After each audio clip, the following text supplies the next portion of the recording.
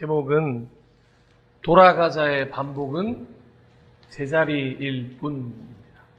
다시 한번 말씀드리겠습니다. 요한복음 읽어주신 8장 1절에서 11절 말씀 중에 11절 말씀을 중심으로 해서 돌아가자의 반복은 제자리일 뿐이라는 제목으로 함께 잠시 하나님의 말씀을 나누도록 하겠습니다. 이솝 우화 중에 양치기 소년이라는 이야기를 알고 계십니까? 거짓말쟁이 양치기, 늑대와 양치기 소년 등으로 알려진 이 이야기의 원래 제목은 장난삼아 골탕 먹이기를 좋아하던 양치기라고 합니다. 어떤 장난이었는지 다들 기억하십니까? 어느 마을에 양치기 소년이 하나 있었는데 늑대들이 나타나서 양을 물어간다느니 잡아먹는다느니 식으로 수시로 장난삼아 소리치곤 하는 양치기 소년이 있었습니다. 그때마다 마을 사람들이 그 양치기 소년의 말을 듣고 도와주려고 몇 번을 왔다가 그때마다 골탕을 먹고 바보가 된 기분으로 집으로 돌아가곤 했습니다. 화를 내지 않았을까요? 왜 계속 거짓말을 하는 거지? 라고 이야기하며 화를 냈을 텐데도 그 양치기 소년은 그냥 장난삼아 계속해서 마을 사람들을 골탕 먹일 생각을 하고 있습니다. 그러던 어느 날이었습니다. 진짜로 늑대가 나타난 겁니다. 늑대가 나타났으니 늑대가 나타났어요. 도와주세요. 아무리 이야기해도 사람들이 오지 않는 겁니다.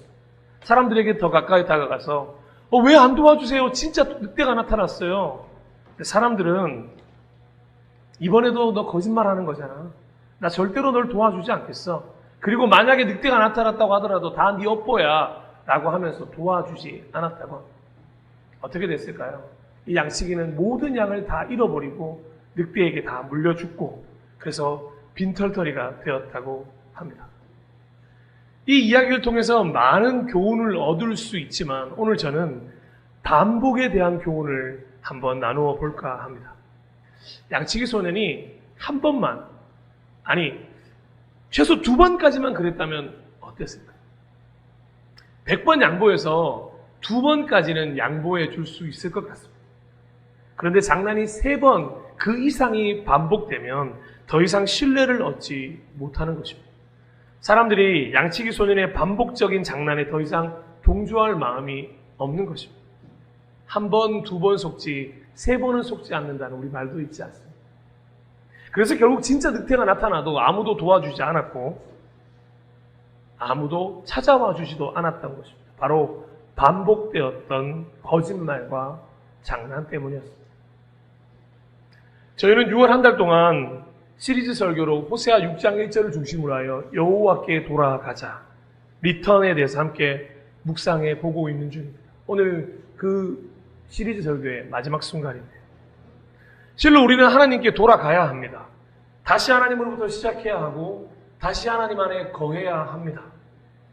그런데 3주 연속 이어지면서 한 가지 느끼는 바가 없으십니까?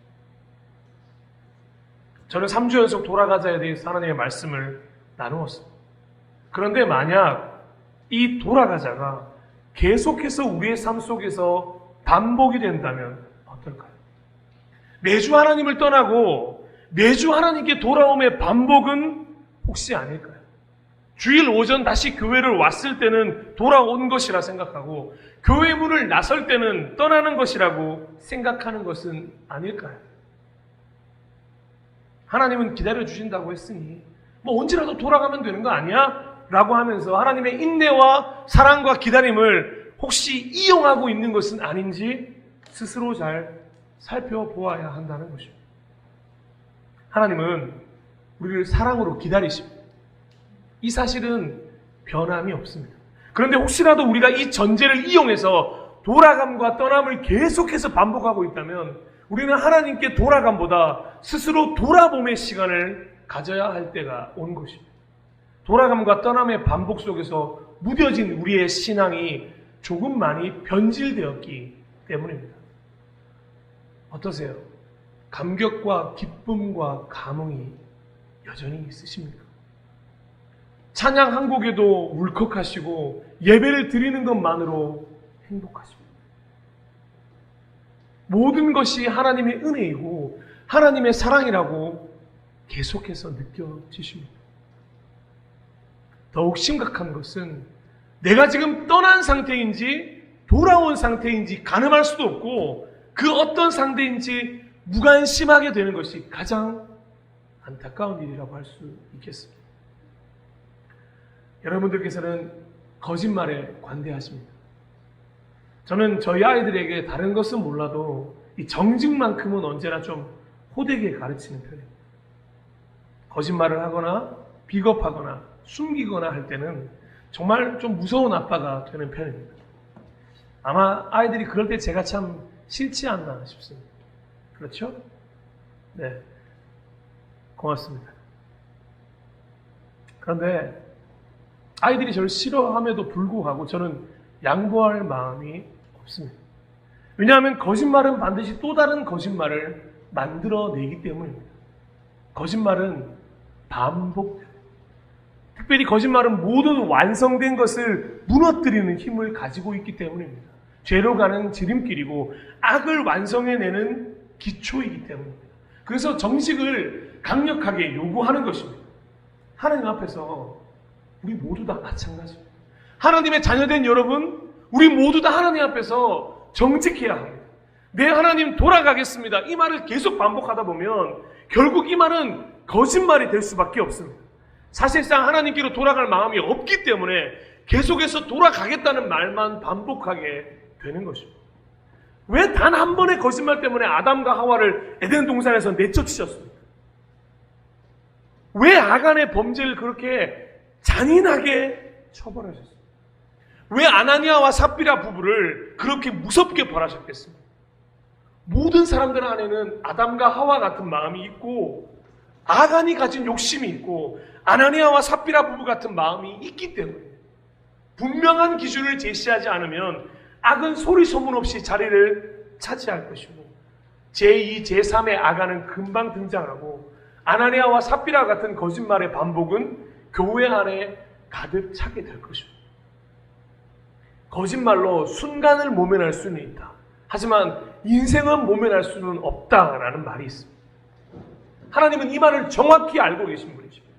하나님의 자녀들에게 거짓말이라는 녀석이 찾아왔을 때 하나님은 분명하고 명확하게 다시 우리를 진실로 이끌기를 원하십니다. 의미 없는 반복이 계속되지 않도록 무엇보다 하나님께 돌아감의 반복점이 거짓말이 아니라 돌아온 그 순간 완전히 끝난 사건이 되기를 원하시는 것입니다. 6월 한 달 동안 돌아가자를 이야기했다면 이제 6월 한 달에 돌아가자 이야기는 끝이 나야 한다는 것이죠. 4주 동안 아무리 부르짖었지만 여전히 다음 주에 네, 다시 돌아갑니다라고 말한다면 이건 끝난 사건이 아니라 계속해서 반복되는 거짓말이 될 수도 있다는 것입니다. 한번 생각해 보십시오. 탕자가 그렇게 어렵게 돌아와 놓고 얼마 후에 또 집을 나간다고 생각해 보십시오. 아버지의 마음과 형의 마음은 어떨까요? 물론 그럼에도 불구하고 우리 하나님 아버지께서는 기다리실 것이고 사랑할 것입니다. 그것은 믿습니다. 그런데 굳이 반복하지 않아야 될 시간을 낭비해서는 안 된다는 말씀을 드리고 싶다는 겁니다. 그래서 우리는 구약에 등장하는 이스라엘 역사를 보고 깊은 묵상이 있어야 돼요. 많은 사람들이 구약이 왜 필요해? 구약 진짜 필요합니다. 왠지 아세요? 우리가 신약적인 삶, 성령의 시대의 삶을 살기 위해서는 이 구약이 우리에게 반면교사가 되기 때문에 똑같은 일을 반복하지 않기 위해서 하나님을 떠나고 돌아오고 떠나고 돌아가고의 반복이었던 이스라엘 역사는 그래서 아예 전 세계의 역사 밖으로 밀려나게 되는 것입니다. 이스라엘의 왕이 없었기에 사람이 자기의 생각대로 행하던 사사시대에 계속해서 반복해서 등장하는 구절이 하나 있습니다. 사사기 4장 1절, 6장 2절, 13장 1절인데 우리 다 함께 한번 읽어볼까요? 시작! 이스라엘 백성이 굉장히 중요한 단어가 여기 하나 있습니다. 다시.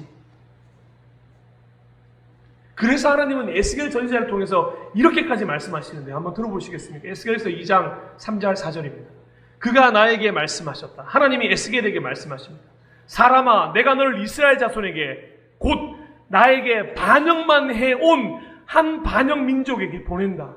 그들은 그들의 조상처럼 이날까지 나에게 죄만 지었다. 얼굴이 뻔뻔하고 마음이 굳을 대로 굳어진 바로 그 자손에게 내가 너를 보낸다. 너는 그들에게 주 하나님께서 이와 같이 말씀하신다 하고 말하여라. 얼마나 안타까운 사건이에요. 그토록 사랑하시던 이스라엘 민족을 통해서 뭐라고 하시죠? 나에게 반역만 해온 한 민족에게 내가 너를 보낸다. 그럼에도 불구하고 포기하지 않으시고 보내시는 하나님이십니다.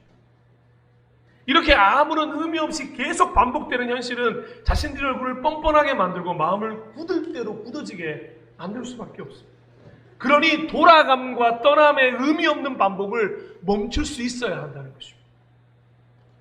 그리고 그런 하나님 아버지의 마음을 강력하게 전해주고 싶은 예수님의 선포가 담긴 본문이 바로 요한복음 8장의 문을 열면서 시작이 되는 것입니다. 잠시 8장 속으로 한번 들어가 보도록 하겠습니다. 자, 늘 그러셨듯이 예수님은 백성들을 가르치고 계셨습니다. 그리고 늘 그랬듯이 율법학자와 바리새파 사람들은 간음을 하다가 잡힌 여자를 갑자기 예수님 앞으로 끌고 왔습니다. 참 쓸데없는 일의 반복을 이렇게 잘하는 사람들입니다. 깨달을 때도 되었는데 어떻게든 예수님을 무너뜨리고 싶었나 봅니다. 그리고는 여인을 그 백성 한가운데 세워놓고 정확한 뜻이죠. 예수를 시험하여 고발할 구실을 찾으려는 속셈으로 이렇게 질문합니다. 요한복음 8장 4절에서 5절입니다. 선생님, 이 여자가 간음을 하다가 현장에서 잡혔습니다. 모세는 율법에 이런 여자들을 돌로 쳐 죽이라고 우리에게 명령하였습니다. 그런데 선생님은 뭐라고 하시겠습니까? 그런데 대꾸할 필요조차 없으셨는지 예수님이 대답할 기미를 보이지 않자 그들은 다그쳐서 묻기 시작했어요. 그러자 예수님이 앉아있던 몸을 일으켜서 그들에게 이렇게 말씀하시게 됩니다. 요한복음 8장 7절입니다. 정말 놀라운 말씀이시죠. 너희 가운데서 죄가 없는 사람이 먼저 이 여자에게 돌을 던져라. 돌을 치라 하시면 지금껏 말했던 사랑과 용서의 그 모든 말씀들이 다 물거품이 되는 순간이고, 사랑과 용서해야지, 그냥 풀어줘야지 라고 하면 모세의 율법을 어기는 상황이 되는 것이거든요. 그래서 과연 이 어려운 상황에서 대체 예수님은 무엇이라고 말할까? 사람들조차도 숨죽이며 기다리고 있었단 말이에요. 그런데 그들의 무릎을 탁 치게 만드는 말씀이 들려온 것입니다. 예수님의 말을 들은 율법학자와 바리새파 사람들 어땠을까요? 머뭇거릴 수밖에 없었죠. 모세의 율법대로 돌로 치되 먼저 죄가 없는 사람이 돌을 던지라고 하시니 누구 하나 선뜻 나설 수가 없었던 것입니다. 정말 다행히게도 그들 속에 아직 양심이라는 게 남아있었기 때문에. 그리고는 예수님께서 다시 몸을 굽혀서 땅에 무엇인가를 쓰기 시작하시고, 무슨 말씀을 쓰셨는지 정확히 알 수 없지만 그 말씀을 들은 사람은 나이가 많은 사람들로부터 시작해서 한 사람 한 사람씩 그 자리를 떠나가기 시작. 마침내 그리고는 예수님과 그 여인 단 둘만 남게 되었습니다. 더 이상 어떠한 인기척도 들리지 않자 예수님은 다시 몸을 일으키셨습니다. 사랑하는 여러분, 예수님의 말씀을 듣던 백성들도 다 돌아갔다는데 중점을 두셔요. 왜 율법학자와 바리새파만 돌아간 게 아니라 그들도 돌아갔을까요? 그들 역시 율법학자와 바리새파와 같은 마음을 가지고 있었기 때문에 예수님께 돌아와서 말씀을 듣는 척 했지만 여전히 언제라도 다시 예수님을 떠날 마음을 가지고 있었기 때문에 그들 역시 예수님이 쓰신 글자를 보면서 그 자리에 머물러 있을 수가 없었던 것입니다. 아무도 남지 않았어요. 오로지 예수님과 그 여인만 남았다는 거죠. 그리고 그 여인에게 말씀하십니다. 여자여, 사람들은 어디에 있느냐? 너를 정죄한 사람이 한 사람도 없느냐? 그러자 여자가 주변을 돌아본 후에 이렇게 대답했습니다. 주님, 한 사람도 없습니다. 그리고 다시 예수님께서 말씀하십니다. 모두가 기억해야 할 너무도 중요한 말씀 함께 읽어보도록 하겠습니다. 요한복음 8장 11절입니다. 시작. 나도 너를 정죄하지 않는다. 너무 중요한 구절이니까 다시 한번 크게 한번 읽어볼게요. 시작. 나도 너를 정죄하지 않는다. 이제부터는 아멘. 이 여인이 가늠하다 잡혀온 여인인지 아니면 그냥 예수님을 시험하기 위해 데려온 여인인지 우리는 알 수 없습니다. 하지만 예수님이 정죄하지 않으셨기 때문에 우리가 그녀를 정죄할 필요는 없습니다. 용서라고 하는 의미도 지금 이 순간에는 필요한 것이 아닙니다. 다만 제일 중요한 핵심은 이 구절입니다.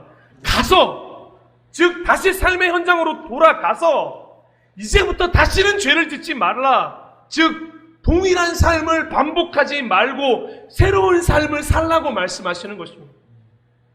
이 여인에게는 이 순간이 세례의 순간이고 회심의 순간이고 예수 그리스도를 영접하고 새롭게 태어나는 순간이었습니다.